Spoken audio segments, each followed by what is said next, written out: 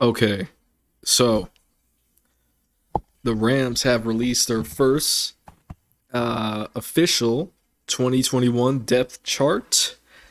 So let's go ahead and take a look at this. Now things are really shaking. Now, mind you, this is the first official depth chart.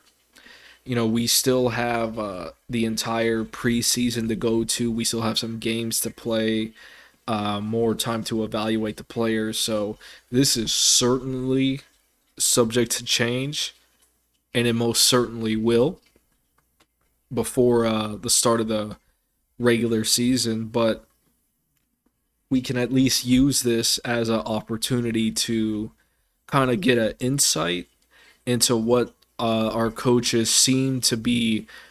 um, seem to be leaning on certain players, seem to what kind of philosophy they may have with certain players' strengths and whatnot. So I it's still something interesting to look at, as something to start with. So let's go ahead and get into it.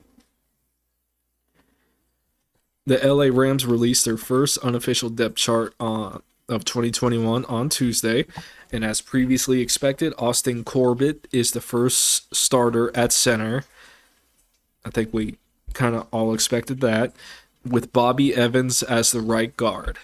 Okay, I, I somewhat expected that myself. McVay has called him physical, and as I have said before, and as I will say again, this team needs to be physical, especially the line of scrimmage. So if what McVay is saying is true, then I'm glad he's in there, and we'll see how he does. Backup right now is Brian Allen for center, which we which we expected there. Excuse me. Um, but the competition appears wide open. So let's go ahead and take a look at this. At first wide receiver, we have Cooper Kupp. Okay, his backup will be Van. Okay, I can't highlight it. Van Jefferson. Then third, Jeremiah Haydell and Landon Akers. I don't know a whole lot about these two. I'll have to look into it. But of note, the starter Cooper Kupp, definitely no surprise there. And Van Jefferson appears to be his backup. So moving on to tight end, Tyler Higbee is the starter. No surprise there. Johnny Munt. Okay, this is interesting, but it shouldn't be that much of a surprise, I suppose. Johnny Munt as the backup, with Bryce Hopkins in third, and then Jacob Harris back here in fourth. Okay, okay, that's it's interesting for now. I'm sure. Like I said, being the first official depth chart, I feel like maybe they're putting the veterans in the starting roles just to start, give them that opportunity to earn that spot, as you will, first dibs, if you will. But if they are outperformed in the preseason, then these young guys can maybe make a jump. But we will see what happens. Left tackle, the offensive line, we got Andrew Whitworth, of course. Joe Boom being his backup. I believe Joe needs to stay there and keep getting tackle reps. I did not like when they moved him to guard. I felt that maybe confused him or stunted his growth as a left tackle, and it seems like maybe he's to be Andrew Whitworth's replacement. So if he's going to be the replacement, then sticking him at guard is just seems like a waste of time to me. Just he should have as many of those reps as he can, because the left tackle position is very important. So I'm glad they moved them back. And I guess they did an experiment there. He didn't play as well. move them back to left tackle. I'm happy. Tremian Akram Jr. is the third. I am very interested in him. I've heard good things. He's from Clemson. Curious to see how well he does. I actually expect him to perform well. And Max Picture at fourth. Left guard David Edwards, okay. Backup Jeremiah Crolone. And again, if I mispronounce the name, I apologize. So David Edwards, that's no surprise there. Okay, he's pretty decent.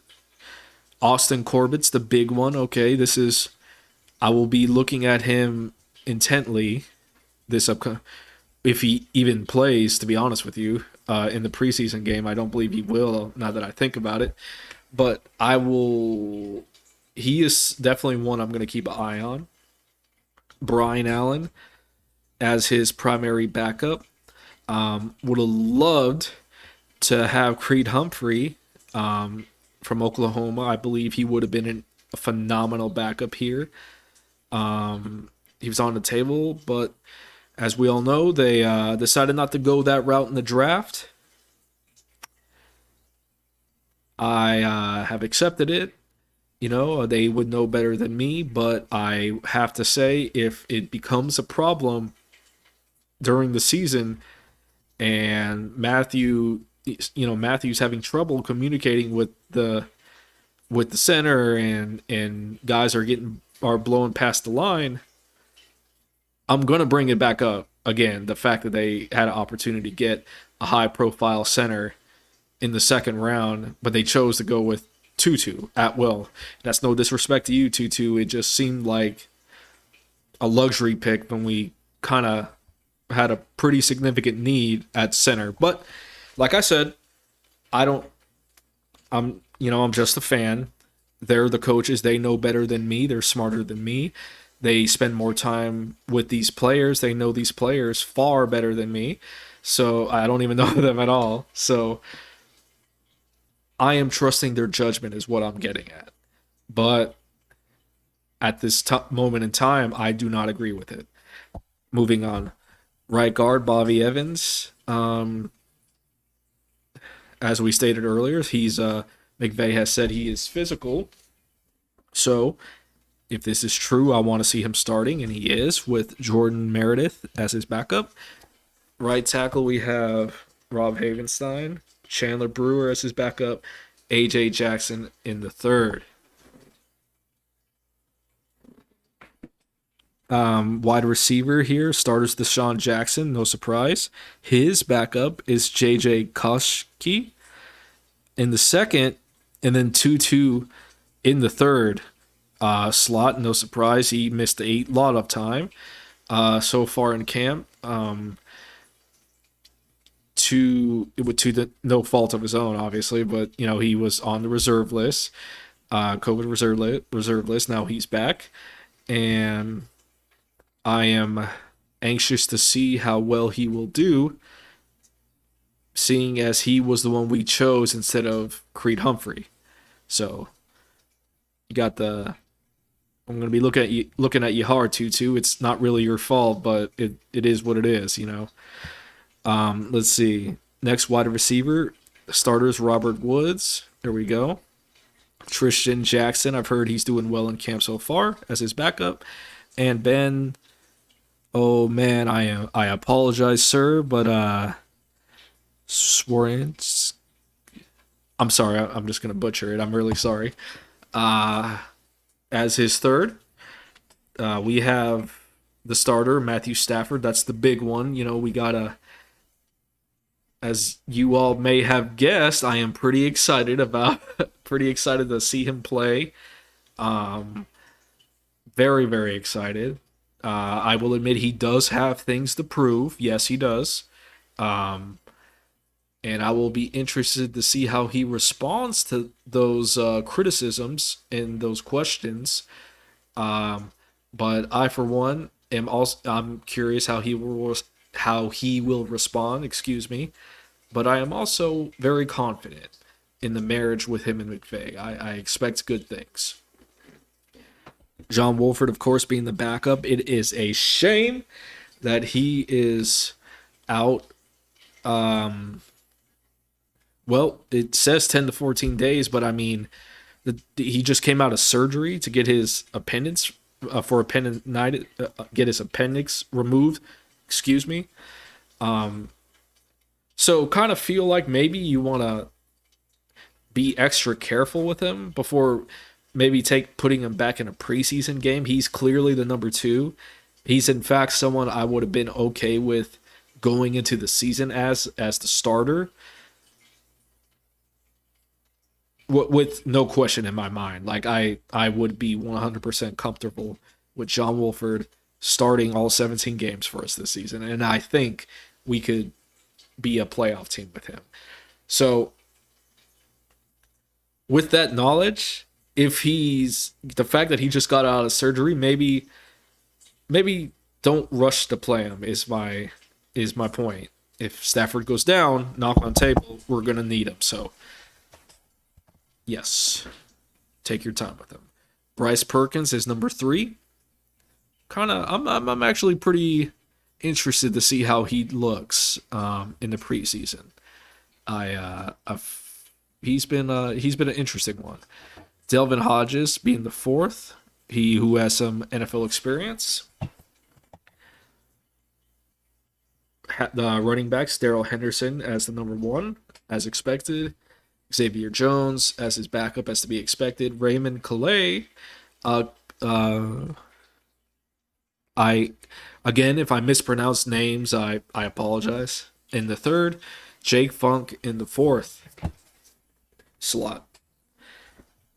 Continuing with the article here, the first depth chart also lists Xavier Jones as the first backup to Darrell Henderson, with rookie Jake Funk listed 4th after Raymond Calais. We also see that J.J. Koshki is on the second team for wide receivers, ahead of rookie second-round pick Tutu Atwell, who missed most of training camp while on COVID-19 reserve list, like we were just saying. Tristan Jackson and Van Jefferson are the other receivers with the 2s as 7th-round pick. Ben Swarnick remains buried behind them. Excuse me. Johnny Munt was listed as tight end 2 ahead of Hopkins. Jeremiah Colon and Jordan Meredith are the first up reserves at guard. Overall, not too surprising. Let's move on to the defense. All right, the defense. I am very curious about this unit indeed. They were the number 1 rated defense last season. And while I am very proud of them for achieving that last season as the best defense, and they were the best defense, they were legit. It was a pleasure to watch them. However, at least through my eyes, it just seemed like against some of the power-heavy run teams that focused on power running as their primary offensive attack, teams that are naturally who run that kind of a bit more physical, teams like that, we seem to struggle stopping the run. Teams like San Francisco, teams like Green Bay in the divisional round, teams not really they're not really like this, but the New York Jets, they had Frank Gore and who's always been a ram killer, come into our house and get their first win of the season.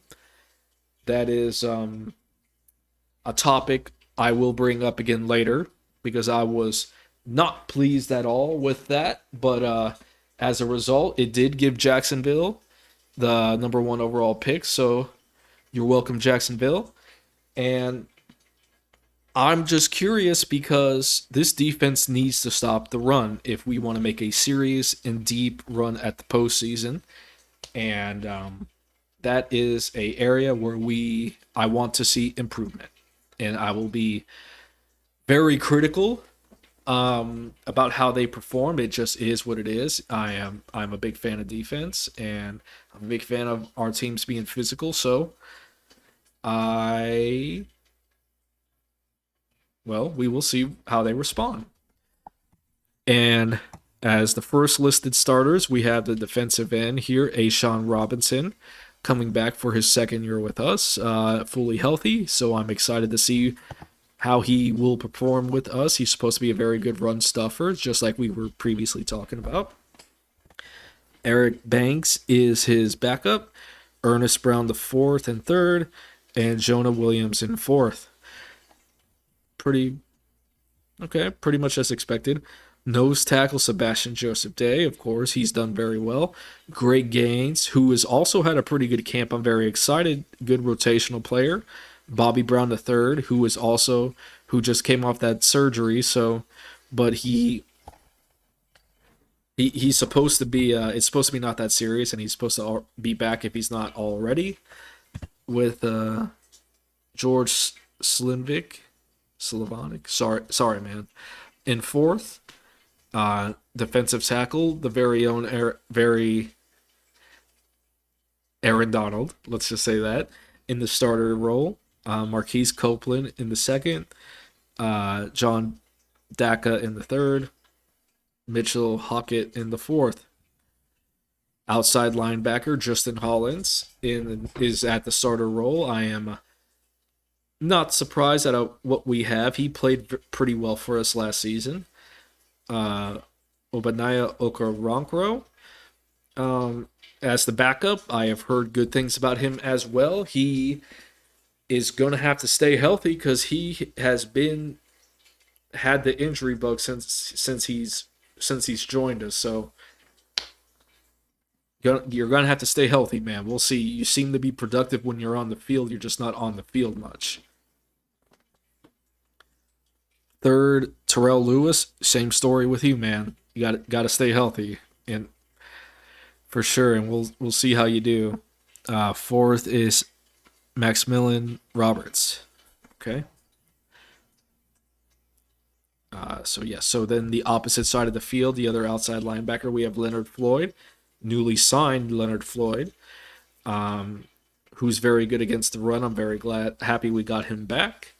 Justin Lawler, who is pretty good in his own right, but he's solid. A good rotational player. Chris Garrett, I believe this man is like 7 foot, so if I may be wrong, but I believe it is close to that, if not that. I would like to see him do well. It'd be awesome to have a big, athletic guy in that spot. If he can produce, that would be awesome, actually. So we shall see how he performs in the preseason as well. I'll be looking out for him. Inside linebacker, the position I'm pretty much the most interested in terms of improvement, along with center. We have Troy Reeder as a starter, Travian Howard as his backup, with Ernest Jones falling into third. Again, I believe the veterans are getting their shot to win the job, and the rookies are kind of in reserve, but have the opportunity to make the jump if the starters can't perform. So we shall see how it goes. Kenny Young as a starter, okay, he is pretty athletic. He had a nice pick six against the Patriots last year. I think it was a pick six again. I'm pretty sure that's right, but it was pretty sweet. Micah Kaiser is the backup. Okay, Christian Roseboone in number 3, and Derek Moncrief in number 4. What's this? Left cornerback is Darius Williams. It's to be expected. I'm very happy we got him back. Dante Dion, who seems to be doing well, is the backup. Surprise. Pardon me. A surprise standout in camp. Robert Rochelle, who was also performing well, but just had surgery, so he'll probably be in the reserve here for a little bit. The other cornerback, Jalen Ramsey in number 1. David Long Jr. number 2, Kareem Orr number 3. Heard he struggled a little bit, so he's gonna have to work on that, man. Strong safety Jordan Fuller's number 1, of course. Nick Scott, who has had a very good camp, number 2. J.R. Reed, number 3. Paris Ford, who hits like a truck if you ever see his highlights. It's pretty awesome. At number 4, perhaps he'll make a highlight play this Saturday night. And Bronte Harris as well at number 4. Free safety Taylor Rapp, backup Terrell Burgess. This is a little interesting. I suppose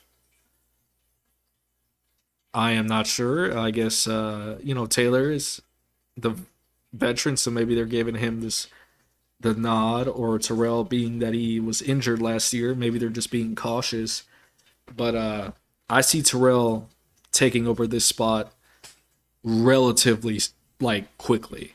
Like, I wouldn't be surprised if week 1 he's the starter. But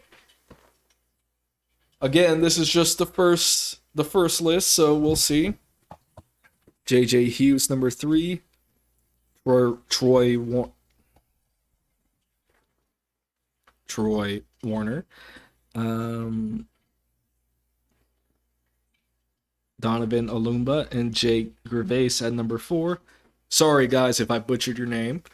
Okay, so that's the defense right there.